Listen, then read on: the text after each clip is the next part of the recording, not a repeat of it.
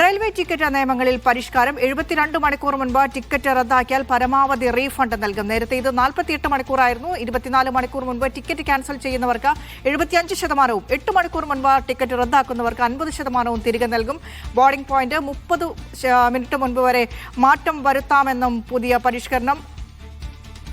Rasheed bin Muhammad ഡൽഹിയിൽ നിന്ന് വിശദാംശങ്ങളുമായി ചേരുന്നുണ്ട്.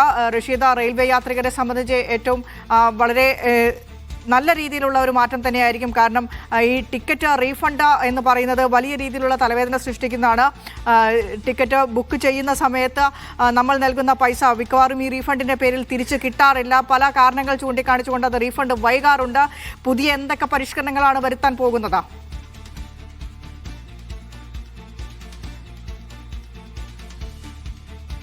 വിനീഷ, റെയിൽവേ യാത്രക്കാർക്ക് ഏറെ ആശ്വാസകരമാകുന്ന 4 പരിഷ്കാരങ്ങളാണ് ഇപ്പോൾ റെയിൽവേ മന്ത്രാലയം പ്രഖ്യാപിച്ചിരിക്കുന്നത്. അതിൽ ഏറെ പ്രധാനപ്പെട്ടത് റെയിൽവേ ടിക്കറ്റ് റദ്ദാക്കുന്നതിലെ റീഫണ്ടുമായി ബന്ധപ്പെട്ടുള്ളതാണ്. നിലവിൽ 72 മണിക്കൂറിന് മുമ്പ് ടിക്കറ്റ് റദ്ദാക്കുകയാണെങ്കിൽ പൂർണ്ണമായും ആ തുക കൈമാറും തിരികെ നൽകുമെന്നുള്ളതാണ് റെയിൽവേ മന്ത്രാലയം ഇപ്പോൾ അറിയിച്ചിരിക്കുന്നത്. അതോടൊപ്പം 24 മണിക്കൂർ മുമ്പ് ടിക്കറ്റുകൾ റദ്ദാക്കുകയാണെങ്കിൽ 25% സർചാർജ് ഏർപ്പെടുത്തിക്കൊണ്ട് ബാക്കി 75% തുകയും തിരികെ നൽകും. അതോടൊപ്പം തന്നെ 8 മണിക്കൂർ മുമ്പ് ടിക്കറ്റ് റദ്ദാക്കുകയാണെങ്കിൽ അവർക്ക് 50% തിരികെ നൽകും എന്നുള്ളതാണ് റെയിൽവേ മന്ത്രാലയം അറിയിച്ചിരിക്കുന്നത്. അതോടൊപ്പം ഏറെ പ്രധാനപ്പെട്ട മറ്റൊന്ന്, നേരത്തെ ഈ പ്രിന്റഡ് ടിക്കറ്റുകളിൽ അതാത് റെയിൽവേ സ്റ്റേഷനുകളിൽ നിന്ന് മാത്രമായിരുന്നു ക്യാൻസൽ